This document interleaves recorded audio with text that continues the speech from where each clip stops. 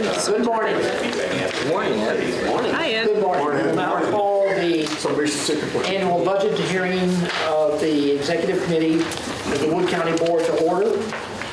The order of business today is going to be, we're going to have a presentation from Mike and Marla on the county budget itself.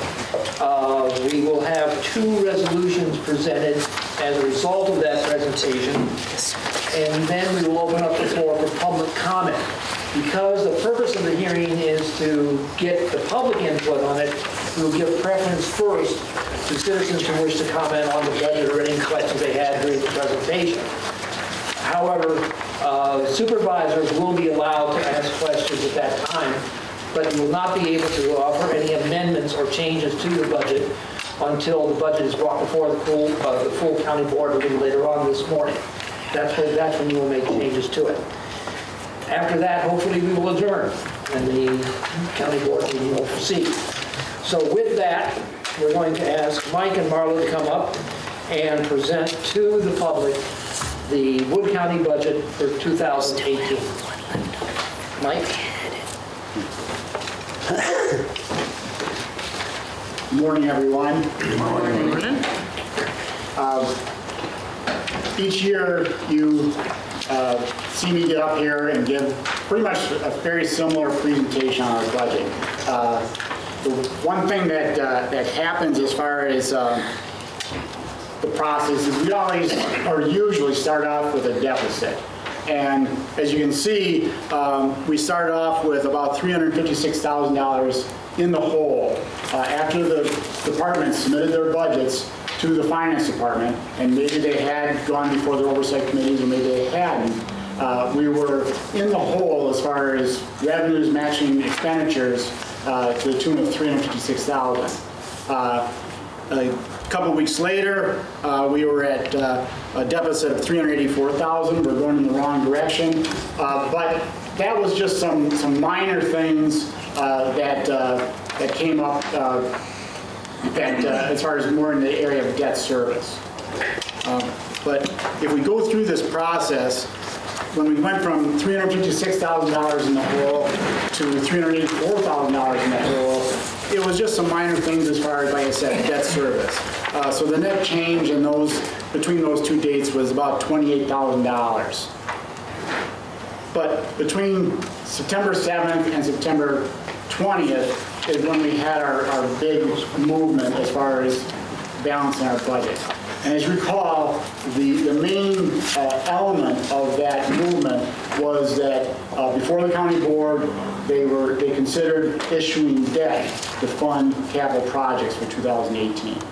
So we funded $1.2 million of debt, our capital projects with debt, and that was more than cover the deficit. But for those departments that voluntarily had excluded their capital from their budgets, we restored that.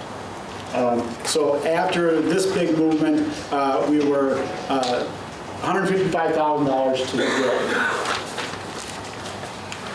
After 9/20th, there were some other changes that occurred. We had some new positions in economic support and finance. The economic support positions were fully funded with state aid money, but the finance position decreased our surplus at that point, so we had a $40,000 surplus. And by surplus, I mean is all of our sources of money and all of our uses of money, as far as where does that leave us as far as our working capital, our cash reserves. And later on in the presentation, you'll see the presentation of the working capital, cash reserves, and we always try to maintain a 15% of the general fund budget and the levy subsidies to having cash reserves as we wait for money to come in. So here's a picture of where we get our money. And unlike manufacturing or even retail places, governments usually start off with, okay, what are my sources of money?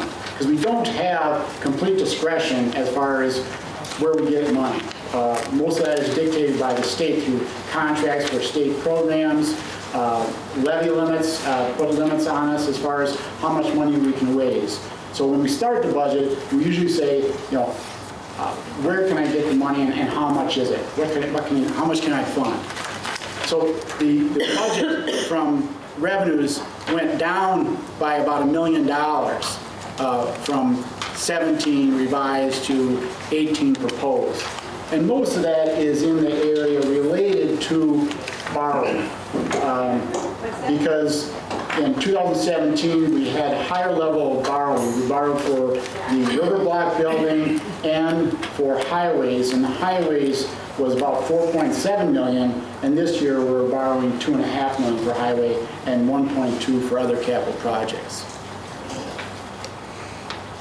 Here's what happened as far as side by side, as far as all the revenue sources, and some significant things that pop up are mostly, again, in, let me go back one here, are in fund balance applied.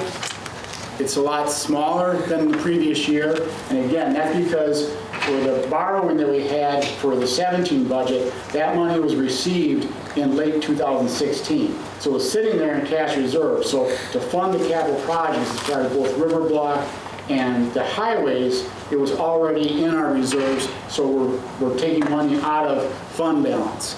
In 2018, we're going to get the money tomorrow for our highway and 1.2 capital projects, and that'll be in reserve. So that's the main portion of what we're using as far as fund balance. Transfers are going up. The main thing as far as transfers is sales tax is looking good. A big part of why we started out with $356,000, and that sounds bad, but I was, I do have a nickname that says I'm not always an optimist, but I thought it was going to be worse than that. But as we projected for 17 and then 18, sales tax is one of the main factors that really helped us out. When we had the $800,000 that we could give back to the Department of Revenue for an audit that went in the retailer's favor, and then even besides that, sales tax in 2016 was in a little bit of a slump, but that rebounded quite nicely, and so our projections for 17 were a lot lower than they ended up turning out to be. So we started out in a hole, but I thought it was going to be worse. Other things that did change is, again, sales tax is predicted to be higher than in the 17 budget. Property taxes are slightly higher, but most of the increase in property taxes has to do with the property taxes to fund our debt service, principal and interest on debt in 2018. Property taxes as far as general operations only went up by $207,000. That doesn't go a long way, but that was only due to net new construction being less than 1%. But to get into the expenditures, Deputy Finance Director Marla Cummings is going to highlight some of the key factors in the expenditure area.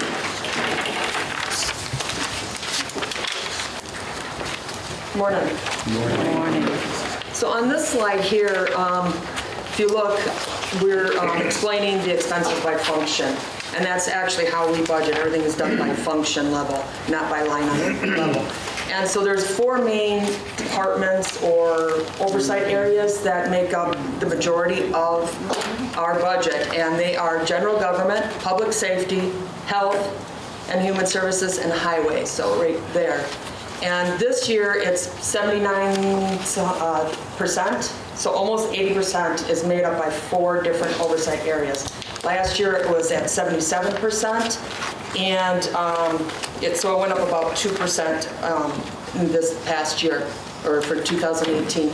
Another big area that changed is our capital outlay.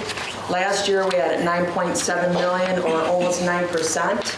This year it is down to 3.6%, or excuse me, 3.6 million, 3%, with a reduction of about 5.5%.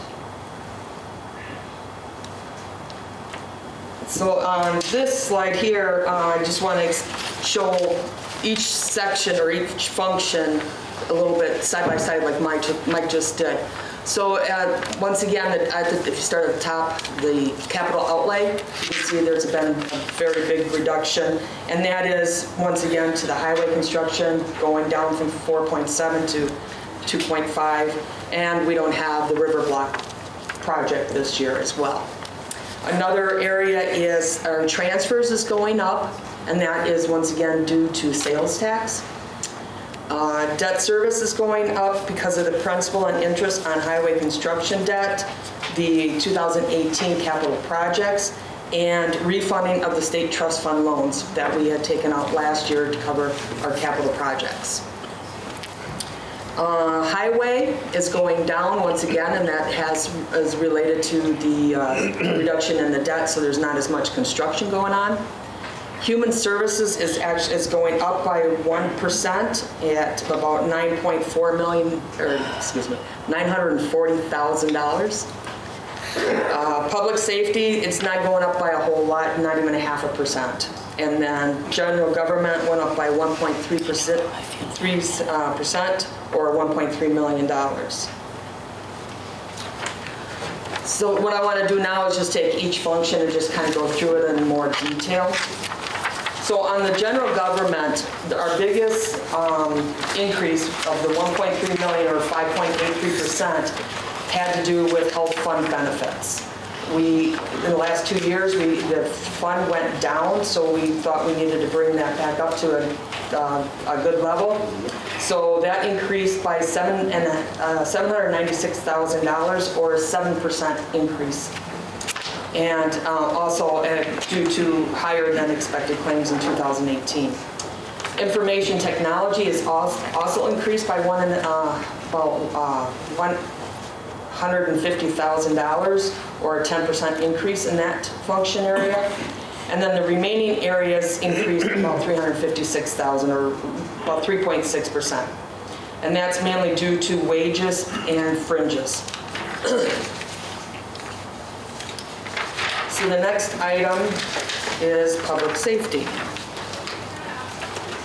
So public safety increased all over the 3 different function areas in there by $292,000 or 2.5%, which sheriff and corrections is the largest part of that, and that is mainly due to wages and fringes.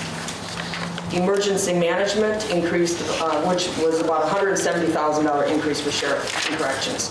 Emergency management increased by $40,000, which is wages, fringes, and rent, because they are now in a different spot.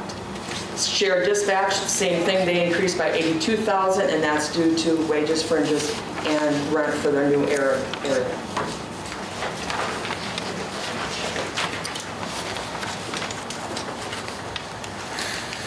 So that brings us to health and human services, and as most of you know, human services is our largest area in that oversight area. So health and human services overall went up $940,000 or 2.3%, with human services being the largest category, and that actually compromises of about 38% of the total functions that report to that oversight committee. So human services largest expenditure department at $31,700,000 or 29% of the total county and 77% of this category. So 38% before it was wrong, so disregard that one. Human services, their area of increases were mental health or AODA at $297,000.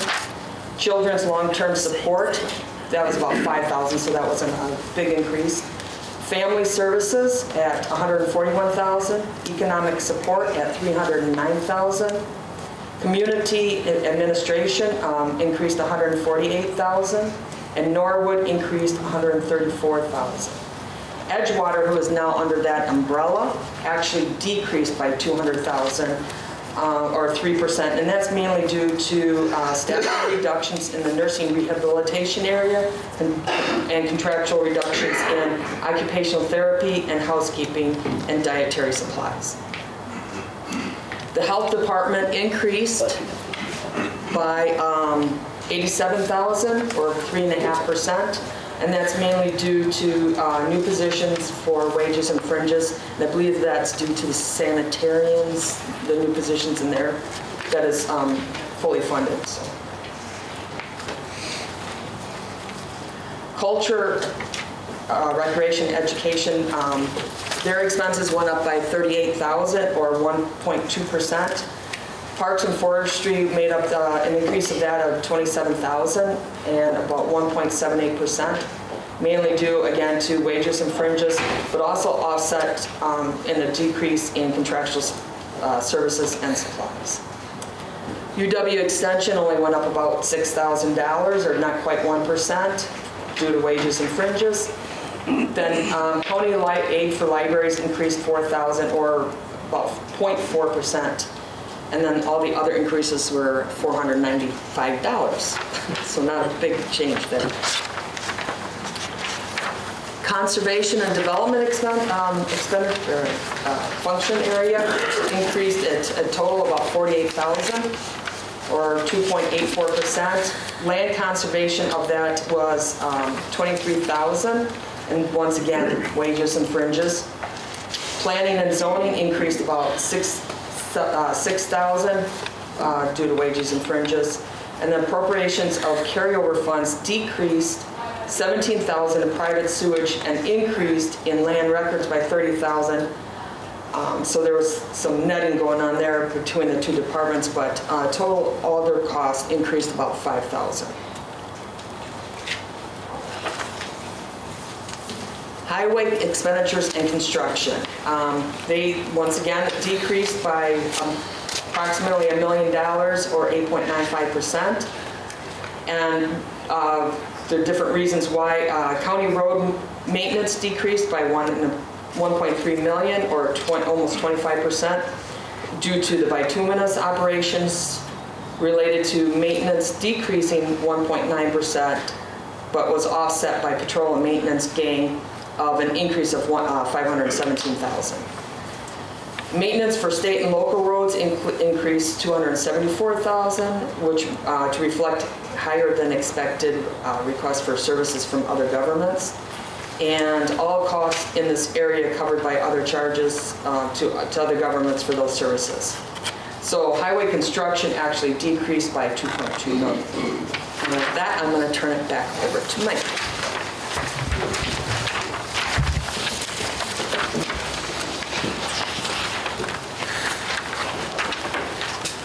Thanks. You've heard Marla talk a lot during her description of things changing, and dominated as far as a lot of the departments. And there's no departments that don't have wages and fringes. None that I can think of. And when you look at expenses like Marla did by function or purpose, as far as why are they being spent, what are they being spent on. The other way to look at expenses as far as, what kind of expenses are we incurring for that? How are we delivering all these services for highway and human services and public safety? And each year when you look at these pie charts as far as expenses by type, you'll see that it's dominated by wages and fringes. That's not unusual for a government entity. Usually the services that we're required, especially in the health and human services area, and public safety, is we need people to do that. So it's not unusual to see these slides look like this, that wages and fringes were 40% of our total budget in 2017. In 2018, they're at 42%. That 2% increase is a little bit misleading because when you take into account that the capital outlay went down a lot, it doesn't make as much of an increase in dollars in wages and fringes to drive that percentage of the total up. So it went up by 2%, but it did go up by 2.3 million. And so the next couple slides I'm going to do is just to focus on wages and fringes and highlight some of the things that are part of that increase. But in that area, we did have, as far as we're still part of the wage plan. There was a 1% increase in the overall plan, and then there's steps involved as far as that people that haven't hit the top of their pay scale yet, as far as their grade, they will usually go to the next step for the next budget year. A lot of departments had to deal with that because in some cases it caused a 4% increase in that area of their budget. There was increases in overtime, not to a great extent, but overtime went up, particularly in highway and Edgewater, I think. But in most cases, those overtime increases were part of an operational shift, or they were to maybe take care of staffing changes in other ways. But the other big thing that increased this piece of the pie was the health premiums that all departments are supposed to need to pay into our health fund. Because the health fund has had some financial difficulties over the last 2 years, the executive committee, at the recommendation of Human Resources Director and our consultants, decided to raise premiums by 9% to try to recoup some of the losses that we've had in recent years, and at least to stabilize the fund at our targeted number of months of reserves that we want. So that went up by 9%. It's $800,000 out of the $2.3 million increase in that area of our budget. And here is the presentation as far as what has happened with wages and fringes. And you'll see it's been a kind of a steady increase as far as the dollar amounts involved. And again, health insurance is a factor, but also being competitive in the marketplace as far as recruiting and retaining staff is a factor. And that goes with our wage plan. One thing that I think that the county board should always be aware of, and certainly the exec committee is aware of as we go through each budget, is they look at what happened to the FTEs, or full-time equivalents, as far as their staffing in the year. It has been fairly steady as far as where our employees are centered. Health and Human Services being the biggest area of our budget also has the most staff. But it's been fairly consistent, at least in the last couple of years. There were drops that occurred from 2016 into 17, and 18 is fairly steady. But to more detail as far as the budget FTEs, as far as what happened department by department. One thing that you'll notice is that our FTEs going back to 2010 were 681 full-time equivalents. For the 2018 budget, they're at a little over 603. A little over 603. There was only a 0.6% increase in FTEs from 17 to 18. But over the last few years, there has been, for a number of different reasons, as far as significant cuts in staffing, whether it's through Edgewater trying to get more efficient, or in human services as far as things being maybe contracted out, or efforts being shifted to, like, say, CCCW, that can cause, that was one of the reasons as far as big decreases in our staffing.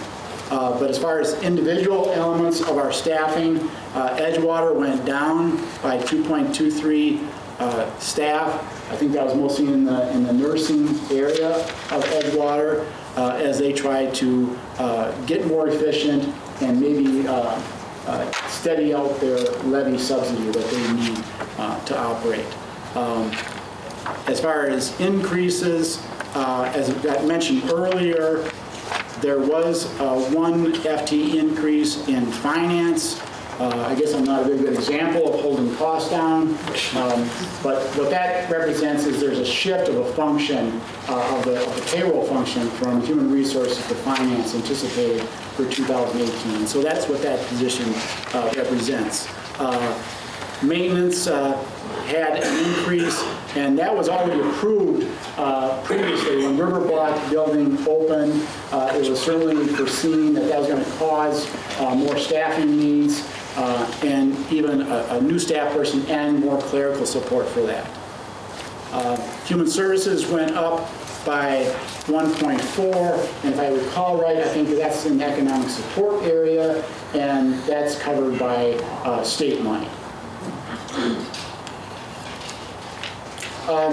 The tax rate is affected kind of in two ways by what happens in our equalized value, and that's how we compute the levies that go to each of the taxing entities is by equalized value, and then they have to convert that to assessed value. But our equalized value, oops, let me go back one. Went up by 2.33%. If you recall earlier, I mentioned just in passing that our net new construction number was less than 1%, like 0.96. That's the limitation that we work with as far as our tax rates. It's not the 2.33 that the value went up, it's by net new construction. So when we go to the next slide, as far as tax rates, and I don't have this broken down, but our tax rate for 2018, and this is probably why anybody maybe comes to this presentation, is what's happening to my taxes for 2018. And for 2018, our levy, again, like I mentioned earlier, is split into three components. As far as operating levy, debt service levy, and library levy. Now, library levy is only spread to those municipalities that don't have their own library. Those that do have their own library don't have to pay that $891,000 of library levy in the third column over from the dates. But debt service levy, the operating levy is only going up by the $207,000, which is computed on the net new construction. That unfortunately doesn't go very far when you've got wage and health benefits increases. But the debt service part of the levy is where the biggest increase is. And that's, again, with continuing on with this plan as far as highway construction and funding our capital with debt as opposed to trying to absorb it. And our operating levy, the debt service part of our levy is going up. The rate was $5.09 per $1,000 of equalized value. It's going to be at $5.13 for the 2018 budget. That's an increase of 4 cents. The debt service portion of that went up by 10 cents, but because the equalized value went up by more than the net new construction, our operating tax rate is actually going down by 6 cents. So the net change in the tax rate for everybody that has their own library is going to be $5.13. The library levy is actually going down by a penny, so those people that don't have their own library, that pay towards the library, their tax rate is actually going up by only 3 cents. In past years, when the treasurer collects taxes, naturally there's going to be people that are going to be upset about their tax bill and say, how come I'm paying so much in taxes? Well, sometimes it's good to know as far as the breakdown of an individual's tax bill as far as how much the county share of that is. And typically it's been less than 20%. And I got just the two of our biggest taxing entities as far as the City of Rapids and the City of Marshfield. City of Marshfield, or City of Rapids is staying just about the same at about 17%. Marshfield actually went up as far as our share of their total tax bill went up, but then that's more of a shift in taxes. I think if I recall right, the school district tax rate dropped from 17 to 18. And so with that drop, even if our levy doesn't go up by very much, our share of the total bill is going to go up. And that's what that is reflected in that. And the other thing I think that happens too is that they have to levy for their tax incremental financing districts, or their TID districts, and they levy for that, and that can affect the county share because we participate in funding the TID district. This is the only thing I want to show on this, and this is a lot of columns and rows. You don't have to pay attention to too many areas unless you want to, but the thing I want to focus on here is right up at the top as far as total general revenues, and that's made up of 6 areas, and predominantly property taxes, shared revenues, and sales tax, and unencumbered funds applied. Those are the big ones. There's some other small ones as far as investment revenue, but when an oversight committee or even the public looks at a departmental bill, it'll have expenditures, program revenues, net levy. And that net levy is a little bit too simplistic because it's all of these. It's all of these 6 items. And so everybody has to share as far as those that can't cover their own departmental expenditures with their own departmental revenue have to share in this $36 million. And I think there's only one department that doesn't share in that for 2018. All the other ones do. And so the individual department's share of that is kind of key as far as how it's only a certain pot of money and everybody needs a share. Similar to how when Marla presented the slices of the pie as far as where most of our money goes as far as health and human services, public safety, highway. You can see on here that human services, again, has the biggest portion of sharing those non-program revenues at about 25% of that $36 million. Sheriff is another, but if you look at how much levy human services needs in relation to the total expenditures, it's not a significant percentage because I think their budget is in excess of $30 million, and so their levy makes up, and I can't remember the percentage, but it's not a significant portion. Most of their expenditures are funded with state money. But the sheriff doesn't have the chance of generating much of their own revenue. So even though they've got a large share of the non-program revenue, their budget is quite a bit smaller than human services is. Things that changed, though, from the previous year, especially debt service percentage. Previous year, this 8.6% going towards debt service. Previous year was 7.66. So that was an increase. And the other ones weren't that dramatic. There was, I think there was an increase in information technology of about 1% from 3.96 to 4.95. But all the others are fairly similar as far as how we share in the non-program revenue.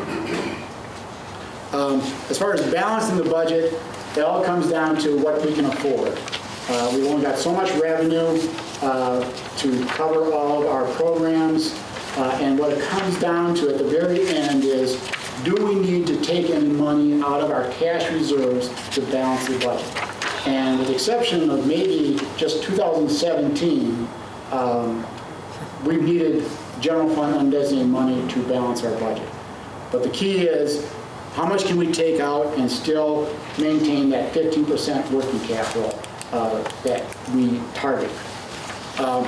In 2017, you'll see compared to our targeted, as far as the solid green line, but we budgeted at 14.5%, so we actually budgeted to be below our targeted levels.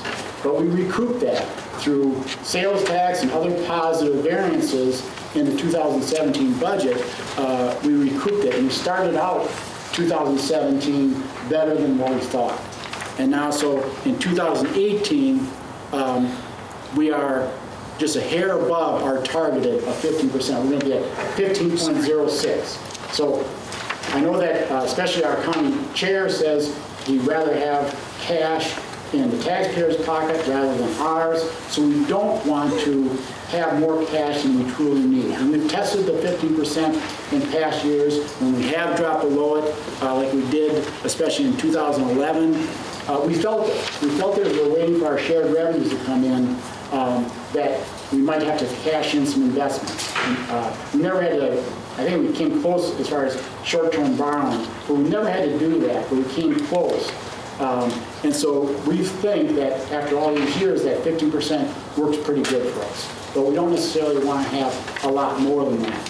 When we talk to the bond rating agencies like Moody's, when we issue debt, they like to see a lot of cash in the bank. And when the executive chair and I were on the phone with them, I made the comment that, no, we don't want to have more cash than we truly need. And so we're right where we want to be as far as the 2018 budget. And here's just a line presentation of where we've been. And so if we had another line as far as the 15% going through there, you can see that we bounced a little bit above and below it, especially 2011 was below it. But right now we're just about where we need to be. So that's our presentation. I guess I could open up to any questions that the committee or the county board or the public has. Okay, the first thing we're going to do is ask for comments from the public. So supervisors hold your seats for a little bit. But this will be the first call from comments, for comments from the general public. Is there any? Yes, ma'am, would you come to the microphone and give your name, please? Sure. For the record. I'll take it off. Hi, my name is it on? We got to press the button until the green light comes on. There you go. Hello. There you go. Hi, I'm Michelle Lashaski from Rudolph, Wisconsin. Thank you for all your hard work. I wanted to start with that because I know this isn't an easy task. One of my questions is that I didn't hear anything about reducing the expenses, like strategies and reduction of some of the expenditures. So one of my most specific questions is reducing the incarceration rates and the prevalence of substance use and mental illness in Wood County, and how is the county addressing those? And in the very broader picture, are there community-driven, evidence-based peer support services going on as those are evidence-based? That's my question. Okay.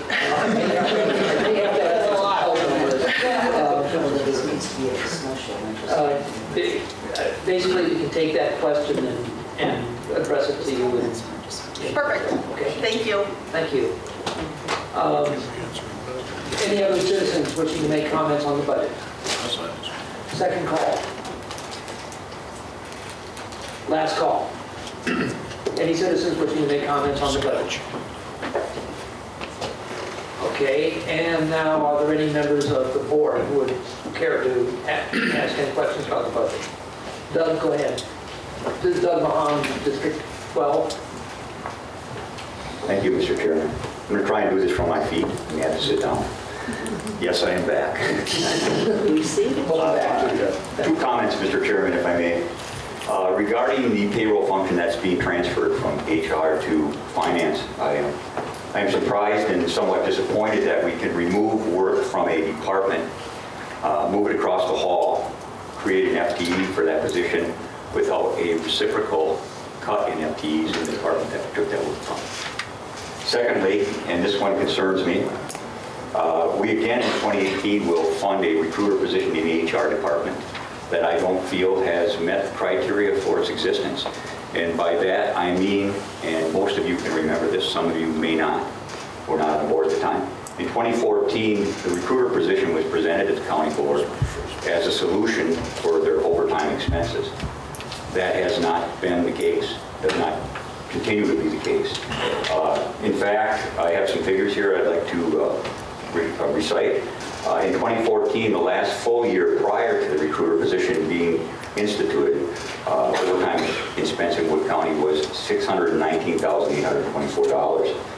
In 2016, the last full year of data after the recruiter position was added, overtime expense in the county was $600,705.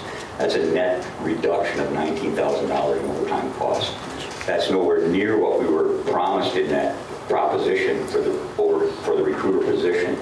A difference of $19,000 at an investment of $70,000 plus annually for the position. If that math works for you, you're better than me.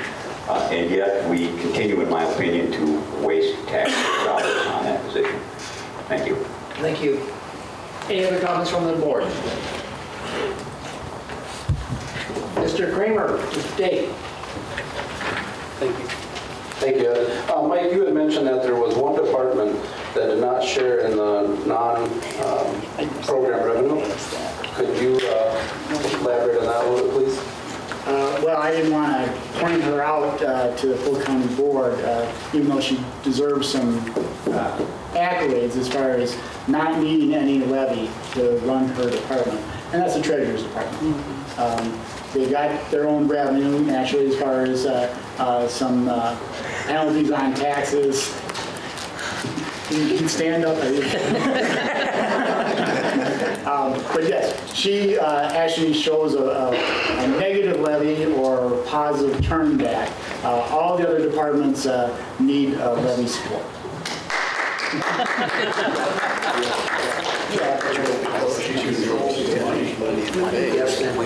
And now we'll have to throw rose petals and headless hats. Are there any other questions from the board? From the members of the board? Last call. So does the committee count on that?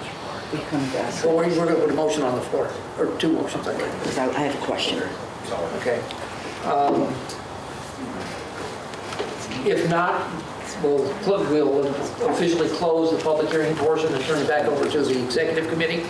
And we have two resolutions that will be presented. And you want me to read the titles of those resolutions? Okay, thank you. The first resolution is to establish the Wood County tax levy for 2017, collectible in 2018. What are your wishes? Motion by Rosar, second by Hinkle to approve. Discussion on that one. Any discussion? If not, all those in favor, please say aye. Aye. Opposed? I'm opposed. Oh, one opposed. Mr. Clendenny is opposed. Thank you. Next one is to approve the year 2018 budget. What are your wishes? Motion by Bry, second by Plimmel to approve.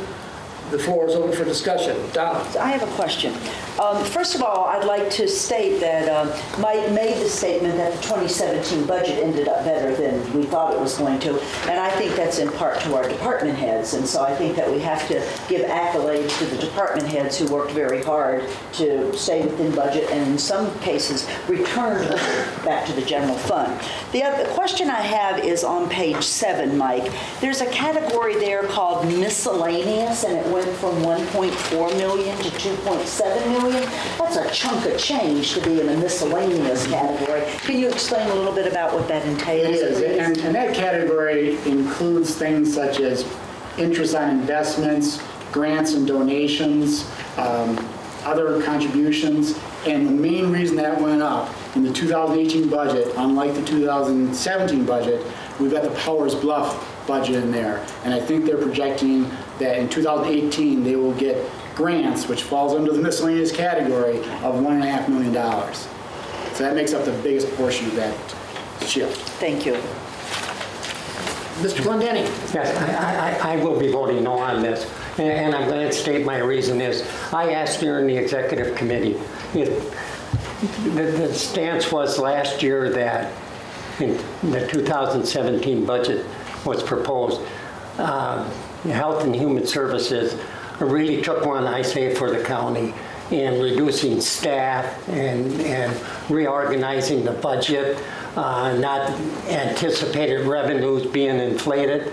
And this year I asked that, I thought since Act 10 that the HR department should look at their FTEs that they have, and possibly they have one more employee than they had before Act 10. And me being a union president and knowing at that time the number of grievances that were filed by the unions and the workload because of unions is now gone, I thought they should be looking at their personnel, and there was no attempt to do that. So I will be voting no. Thank you. Any other comments from the committee? We have a motion and second on the floor to approve the 2018 budget and recommend it to the county board for approval. If there's no further discussion from the committee, all those in favor say aye. Aye. Opposed? Opposed. Mr. Let us show 6-1 with Mr. Clendenning in opposition. That passes the executive board. So now the final order of business is to adjourn, and I'll motion by Cagle, second by Bry to adjourn. Discussion, there being none, all those in favor? We are adjourned.